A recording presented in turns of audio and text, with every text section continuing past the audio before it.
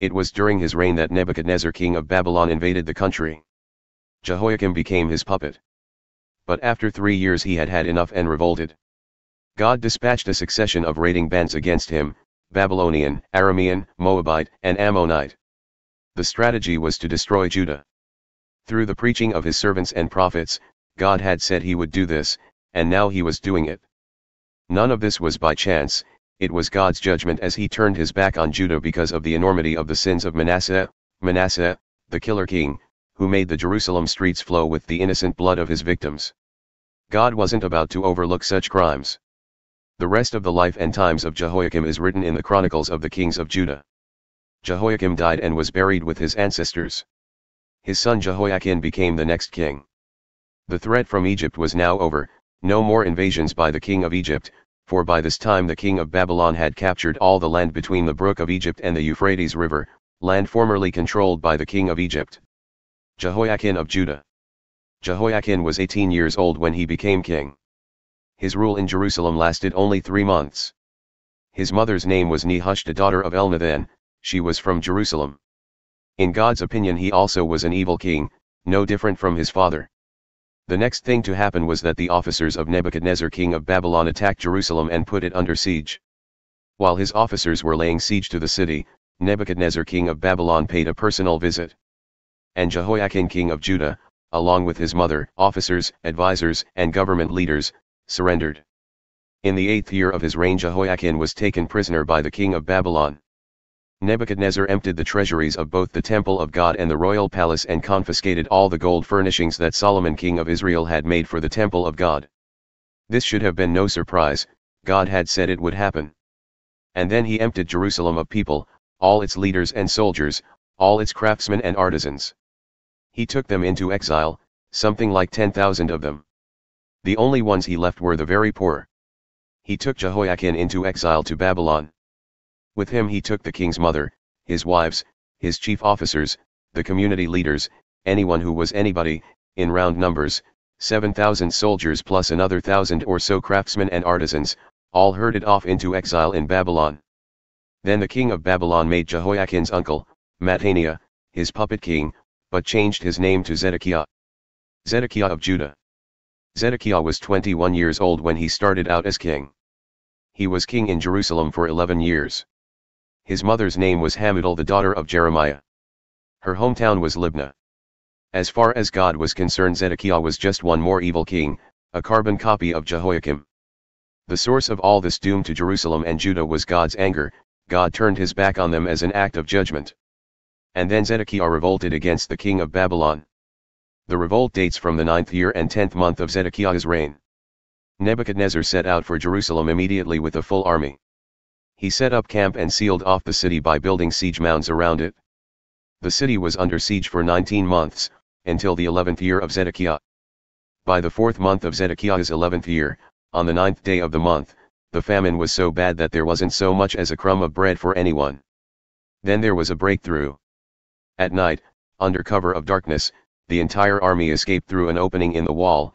It was the gate between the two walls above the king's garden.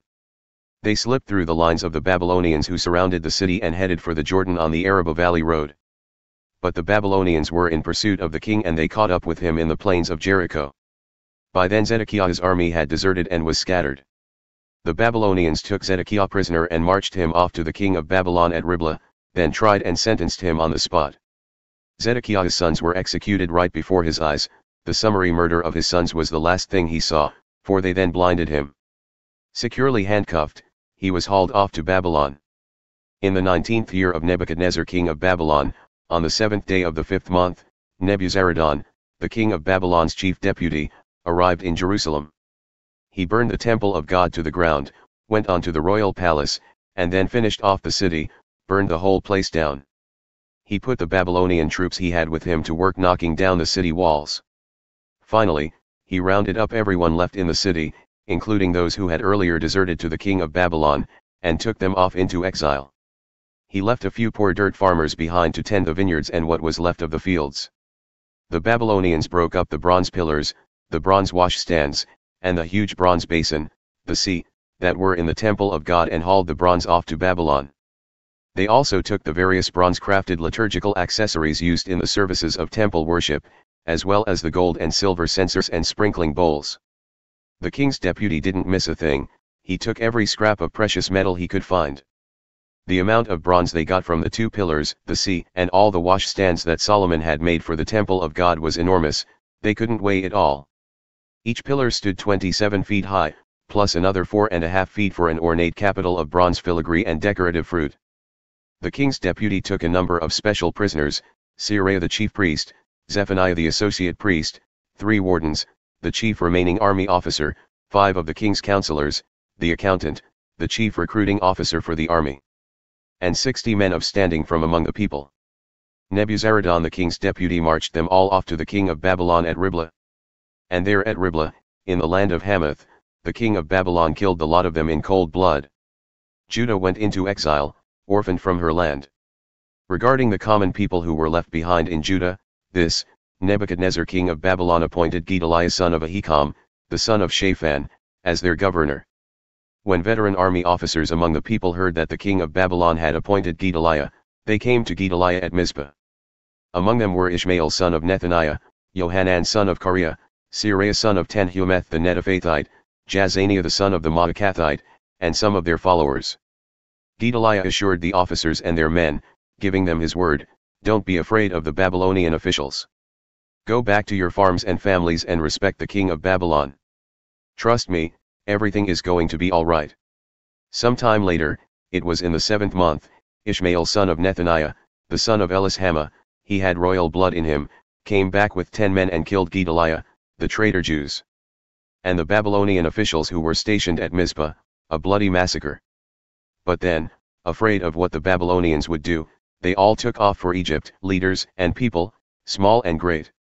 When Jehoiachin king of Judah had been in exile for 37 years, Evil-Merodach became king in Babylon and let Jehoiachin out of prison. This release took place on the 27th day of the 12th month.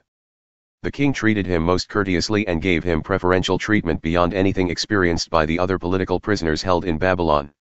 Jehoiachin took off his prison garb and for the rest of his life ate his meals in company with the king. The king provided everything he needed to live comfortably.